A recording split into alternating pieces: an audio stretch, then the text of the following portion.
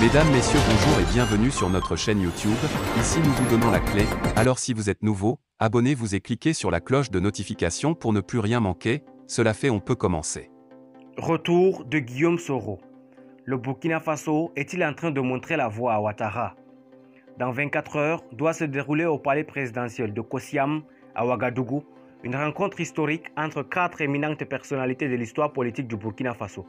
Il s'agit entre autres de l'actuel chef d'État, le lieutenant-colonel Paul-Henri Sandaogo Damiba, et 3 de ses prédécesseurs, en l'occurrence les anciens présidents Jean-Baptiste Ouédraogo, Blaise Compaoré et Roch-Marc Christian Kaboré.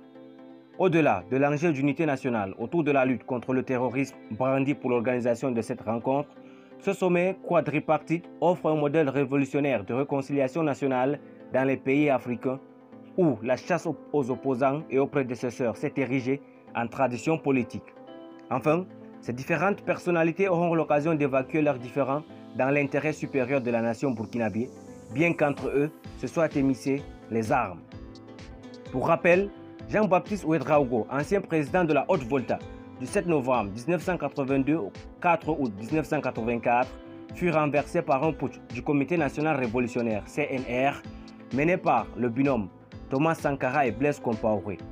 Compaoré lui-même se fit évincer en octobre 2014 suite à une révolte populaire stimulée par le mouvement du peuple pour le progrès MPP, fondé par son ancien premier ministre Roch-Marc Christian Kaboré. Ce dernier subit également la foudre du syndrome du coup d'État le 24 janvier 2022 lorsqu'un groupe de soldats invoquant la lassitude de l'armée et du peuple face aux irrépéties du régime en place dans la lutte contre l'ogre terroriste s'empara du pouvoir par la force. Les douleurs sont certes vives. Pourtant, les Burkinabés montrent à travers l'initiative de leur actuel président de faire asseoir autour d'une table tous ces protagonistes, un exemple édifiant pour le reste de l'Afrique et en particulier pour la Côte d'Ivoire, où plus de 10 ans après la cession aux affaires d'Alassane Ouattara, la réconciliation semble être une vaine incantation.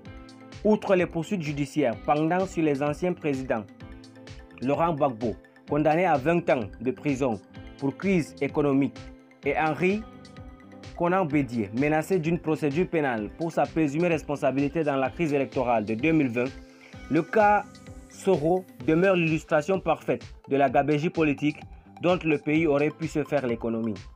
Condamné à une double peine de 20 ans de prison et à la perpétuité dans les procès dénoncés par ses conseillers juridiques comme tronqués à la base, l'ex-chef du Parlement ivoirien vit depuis décembre 2019 un exil politico-judiciaire de plus en plus étouffant et nuisible pour l'image de la reconstruction post-crise que tente d'arborer le régime ivoirien.